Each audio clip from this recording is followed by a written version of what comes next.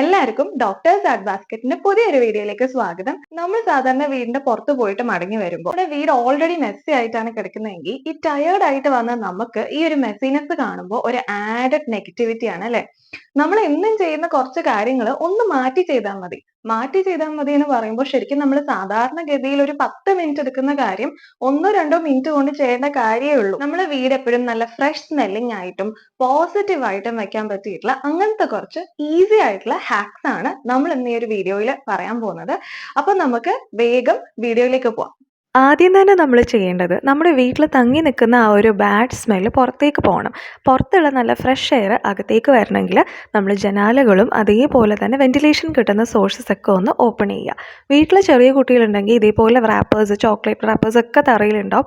അവരെ കൊണ്ട് തന്നെ അത് മാറ്റിക്കുക. തീരെ ചെറിയ കുട്ടികളാണെങ്കിൽ നമ്മൾ തന്നെ മാറ്റുക. കിച്ചണിലേക്ക് വരുമ്പം നമുക്ക് ഓവൻ എങ്ങനെ ക്ലീൻ ആക്കാമെന്ന് നോക്കാം. ഇതുപോലെ മീനൊക്കെ നമ്മൾ എളുപ്പത്തിന് ഡീഫ്രോസ്റ്റ് ചെയ്യുമ്പോൾ ബാഡ് സ്മെല്ല് ഓവനിൽ വരാൻ സാധ്യതയുണ്ട്.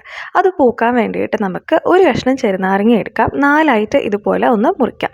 എന്നിട്ട് നമുക്കൊരു ബൗൾ എടുക്കാം. മൈക്രോവേവ് സേഫ് ആയിട്ടുള്ള ഒരു ബൗളായിരിക്കണം. കുറച്ച് വെള്ളം ഒഴിച്ച് ഈ ഒരു ചെറുനാരങ്ങയുടെ കഷ്ണങ്ങളും കൂടി ഇട്ട് കൊടുത്ത് നമുക്ക് ഓവൻ മൈക്രോവേവ് മോഡിൽ ഒരു 3 മിനിറ്റ് വെക്കാം. 3 മിനിറ്റ് ഇത് നന്നായിട്ടൊന്ന് ടേണായി വരുമ്പോഴേക്കും നല്ലൊരു സ്മെല്ലും അവിടെ ഉണ്ടാവും. അതേപോലെ തന്നെ അവിടെ ഫുള്ളൊരു ഈർപ്പം തട്ടി നിൽക്കുന്നുണ്ടാവും. ഇനി നല്ലൊരു മൈക്രോ ഫൈബർ ക്ലോത്ത് വെച്ച് നമ്മൾ ഓവൻ ഒന്ന് തുടച്ചാൽ മതി.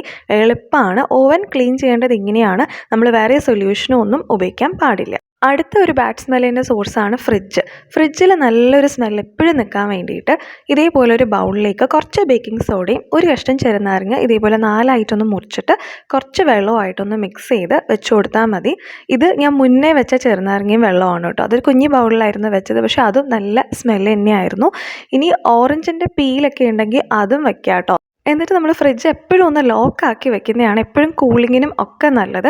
ചെറിയ കുട്ടികളുള്ള സ്ഥലമാണെങ്കിൽ അതാണ് നല്ലത്. എനിക്കിവിടെ ഫ്രിഡ്ജിനകത്ത് സ്പൈഡർമാനെയൊക്കെ കിട്ടാറുണ്ട് കേട്ടോ. അടുത്തത് നമ്മൾ കുക്ക് ചെയ്ത് കഴിയുമ്പോൾ തന്നെ നമ്മുടെ സ്റ്റൗ ടോപ്പ് ഒന്ന് തുടച്ചു കൊടുക്കുക. അപ്പോൾ രാത്രി മിക്കവാറും ഇതേപോലെ നമ്മൾ എന്തെങ്കിലുമൊക്കെ ഒന്ന് പിറ്റേന്നത്തേക്ക് ചെയ്യുമ്പോൾ അവിടെ ഇതേപോലെ ഒന്ന് മെസ്സി ആയാൽ ബേക്കിംഗ് സോഡയും ഇളം ചൂടുവെള്ളവും അതേപോലെ സോപ്പ് സൊല്യൂഷനും വിനാഗിരിയും കൂടെ ചേർത്തിട്ടുള്ള ഒരു DIY സൊല്യൂഷനാണിത്. അതെല്ലാം എടുത്തൊന്ന് സ്പ്രേ ചെയ്ത് കൊടുത്തു. അതിനുശേഷം ഒരു ചെറുനാരങ്ങ നമ്മളൊന്ന് പിഴിഞ്ഞു കൊടുത്തു. കുറച്ച് ബേക്കിംഗ് സോഡയും കൂടി ഇതിൻ്റെ മേലെ വെക്കുക. വെയിറ്റ് ചെയ്യേണ്ട ആവശ്യമൊന്നുമില്ല കേട്ടോ. ഉടനെ തന്നെ ആ ചെറുനാരങ്ങ ഉപയോഗിച്ച് നമുക്ക് ഇതുപോലെ ഒന്ന് പിടിച്ചാൽ മതി. എല്ലാം പെട്ടെന്ന് തന്നെ ഊരി വരും. ശേഷം ഒരു മൈക്രോ ഫൈബർ ക്ലോത്ത് വെച്ച് തന്നെ നമ്മളതെല്ലാം ഒന്ന് തുടച്ചു കൊടുക്കുക. ഭയങ്കര ഈസിയാണ്.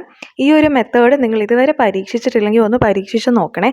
സാധാരണ നമ്മൾ ഇത് ക്ലീൻ ചെയ്യാൻ വേണ്ടി കുറേ സൊല്യൂഷൻസ് മേടിച്ച് വെക്കും. അതിനെയൊക്കെ കാട്ടി നമ്മുടെ ടൈം ഒത്തിരി സേവ് ചെയ്യുന്ന ഒരു കാര്യമാണിത്. ഇതുപോലത്തെ മൈക്രോ ഫൈബർ ക്ലോത്ത് തന്നെ നമ്മൾ യൂസ് ചെയ്യാൻ ശ്രമിക്കുക. അതാകുമ്പോൾ പെട്ടെന്ന് തന്നെ അത് നമുക്ക് ക്ലീൻ ചെയ്യാൻ പറ്റും. പക്ഷേ നമ്മളിത് എന്നും ഇതുമാതിരി ഉപയോഗിക്കുന്ന സമയത്ത് ഇതിൽ നമ്മൾ എത്ര കഴുകിയാലും അഴുക്കുണ്ടാവും. അതും ഒരു ബാഡ് സ്മെല്ലിൻ്റെ സോഴ്സാണ്. അപ്പോൾ ആ ക്ലോത്ത് ഒന്ന് ക്ലീൻ ചെയ്യാൻ വേണ്ടി കുറച്ച് വെള്ളം ഒഴിക്കുക. ബേക്കിംഗ് സോഡയും ക്ലോത്ത് വാഷ് ചെയ്യുന്ന ലിക്വിഡും കൂടെ ചേർത്ത് ഒന്ന് 5 മിനിറ്റ് ബോയിൽ ചെയ്തതിന് ശേഷം കഴുകി ഇങ്ങെടുത്താൽ നമുക്ക് നല്ല സ്മെല്ലായിട്ട് ഈ ഒരു ക്ലോത്ത് ഇരിക്കും. പിന്നെ പ്രോപ്പറായിട്ട് നമ്മൾ വേസ്റ്റ് ഡിസ്പോസ് ചെയ്യുക. ഡസ്റ്റ്ബിൻ എന്നും ഒന്ന് കഴുകി കമത്തി വെച്ച് ഉണക്കിയതിന് ശേഷം മാത്രം ഉപയോഗിക്കുക. നമ്മൾ പാത്രം കഴുകുമ്പോൾ ആ സ്പോഞ്ച് ഇട്ട് വെക്കുന്ന ഇതുപോലത്തെ ഈ ഒരു കണ്ടെയ്നറും നമ്മൾ നന്നായിട്ട് എന്നും ഒന്ന് കഴുകി കൊടുക്കുക. എന്നും ചെയ്യാൻ പറ്റിയില്ലെങ്കിൽ നമ്മളൊരു 2 ദിവസം കൂടുമ്പോഴെങ്കിലും ചെയ്യുക. 10 ദിവസം കൂടുമ്പോൾ നമ്മൾ പാത്രം കഴുകുന്ന സ്പോഞ്ച് ഒന്ന് മാറ്റി കൊടുക്കണം കേട്ടോ. ഇതുപോലെ നമ്മൾ ചായയൊക്കെ കുടിച്ച് കഴിയുമ്പോൾ ആ കപ്പുകൾ അവിടെ തന്നെ കുറേ നേരം ഇങ്ങനെ വെച്ച് വെറുതെ ഉറുമ്പുകളെയൊക്കെ ക്ഷണിച്ച് വരുത്താതെ അപ്പം തന്നെ അതങ്ങോട്ട് കഴുകി വെക്കുക. ഇല്ലെങ്കിൽ അത് അവിടെ ഇരുന്ന് പിന്നെ അതും ഒരു നല്ല ബാഡ് സ്മെല്ലിനുള്ള സോഴ്സാണ്. പിന്നെ കൗണ്ടർ ടോപ്പിനും നമ്മൾ നേരത്തെ പറഞ്ഞ ആ ഒരു DIY സൊല്യൂഷൻ തന്നെ നമുക്ക് ഉപയോഗിക്കാം. എളുപ്പമാണ്. ഇതൊരു സ്പ്രേ ബോട്ടിൽ ഇങ്ങനെ ആക്കി വെച്ചാൽ. പക്ഷേ വുഡൻ ഫർണിച്ചറിൻ്റെ മേലെ നമുക്കിത് ഉപയോഗിക്കാൻ പറ്റില്ല. അപ്പോൾ അങ്ങനെയുള്ളപ്പോൾ നമുക്ക് ഈ ഒരു സൊല്യൂഷൻ വെച്ച് തന്നെ മറ്റൊരു സൊല്യൂഷൻ ഉണ്ടാക്കാം. ആ സൊല്യൂഷനിൽ നിന്ന് കുറച്ച് ഒഴിച്ചിട്ട് ബേബി ഓയിലും അതേപോലെ പുൽത്തൈലം നമ്മുടെ ലെമൺ ഗ്രാസ് ഓയിൽ രണ്ടും കൂടെ കുറച്ചൊന്ന് മിക്സ് ചെയ്ത് കൊടുക്കുക. രണ്ടും ഒരു 2 ടീസ്പൂണൊക്കെ മതിയായിരിക്കും കേട്ടോ. എന്നിട്ട് നന്നായി മിക്സ് ചെയ്തിട്ട് നമ്മൾ ആ ഒരു സ്പ്രേ ബോട്ടിൽ ആക്കി വെച്ചിട്ട് ഉപയോഗിച്ചാൽ നമുക്ക് നമ്മുടെ വുഡൻ ഫർണിച്ചറിൻ്റെ മേലേക്ക് ഒന്ന് തുടയ്ക്കാൻ വേണ്ടിയിട്ടും നല്ലൊരു സ്മെല്ല് അവിടെ നിൽക്കാൻ വേണ്ടിയിട്ടും ഇത് ഉപയോഗിക്കാം. ഞാനിത് മിക്കവാറും ഡൈനിങ് ടേബിളും അതേപോലെ അടുക്കളയിലുള്ള കിച്ചൺ ക്യാബിനറ്റ്സിൻ്റെ മേലെയാണ് ഉപയോഗിക്കാറ്. അങ്ങനെയുള്ളപ്പോൾ നമുക്കത് പുതിയതുപോലെ തന്നെ സൂക്ഷിച്ച് വെക്കാൻ പറ്റും. നമ്മുടെ കിച്ചണിൽ താഴെയുള്ള ക്യാബിനറ്റ്സിൽ പ്രത്യേകം അഴുക്ക് പെട്ടെന്ന് വരാൻ സാധ്യതയുണ്ട്. അങ്ങനെയുള്ള സ്ഥലത്തും നമുക്ക് സുഖമായിട്ട് ഈ ഒരു സൊല്യൂഷൻ സ്പ്രേ ചെയ്ത് കൊടുത്ത് ഒരു മൈക്രോ ഫൈബർ ക്ലോത്ത് വെച്ച് ഇങ്ങനെ വൈപ്പ് ചെയ്തെടുക്കാം. അതേപോലെ നമ്മൾ ക്ലീൻ ചെയ്യാൻ ഉപയോഗിക്കുന്ന കാര്യങ്ങളെല്ലാം ഒരുമിച്ച് ഒരു സ്ഥലത്ത് തന്നെ വെച്ചാൽ നമുക്ക് ഈസിലി ആക്സസിബിൾ ആണ്, എളുപ്പമാണ് അതെടുത്ത് ഉപയോഗിക്കാൻ. സിങ്ക് ഏരിയയിൽ നമ്മൾ പാത്രം കഴുകുമ്പോൾ എപ്പോഴും ഒരു എണ്ണമെഴുക്കും ബാഡ് സ്മെല്ലും ഒക്കെ ഉണ്ടാവും.